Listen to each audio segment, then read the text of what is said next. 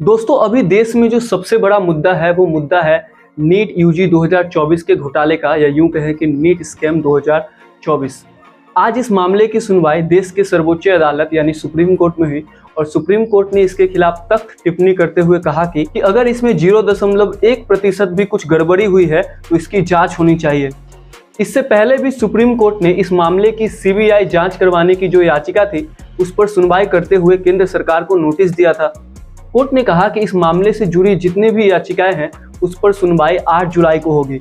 इधर दूसरी ओर दिल्ली में आम आदमी पार्टी ने नीट परीक्षा में गड़बड़ी को लेकर जंतर मंतर पर प्रदर्शन किया। उन्होंने कहा कि 24 लाख बच्चों की फ्यूचर के साथ खिलवाड़ किया जा रहा है। आम आदमी पार्टी के नेता सौरभ भारद्वाज ने कहा कि हम चाहते हैं कि इस मामले की जांच केंद्र सरकार सुप्रीम कोर्ट की निगरानी में करे कि पेपर लीक होना एक गंभीर मामला है। अगर पैसे देकर ही क्वेश्चन पेपर मिल जाता है तो फिर पढ़ने की क्या जरूरत है। केंद्र सरकार की यह जिम्मेदारी है कि पूरे मामले की जांच करी जाए।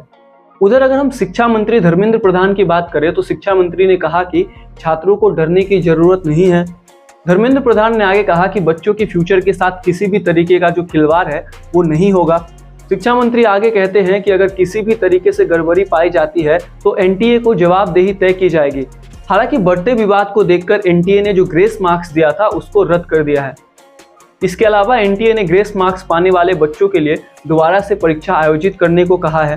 एनटीए ने आगे कहा कि जो बच्चे फिर से एग्जाम में नहीं बैठेंगे उन्हें बिना ग्रेस मार्क्स के ही काउंसलिंग में बैठना होगा। हालांकि सुप्रीम कोर्ट ने बच्चों की जो काउंसलिंग है उसे रोकने से मना कर दिया था।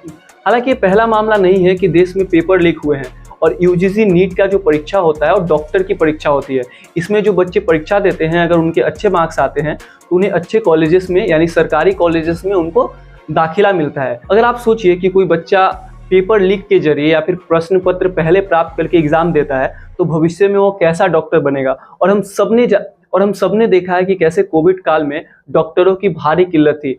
ऐसे में फ्यूचर से खिलवाड़ नहीं है तो और क्या है। सुप्रीम कोर्ट हालांकि इस मामले की निगरानी कर रहा है, लेकिन शिक्षा मंत्री और केंद्र सरकार को इस पर ध्यान देने की जरूरत है।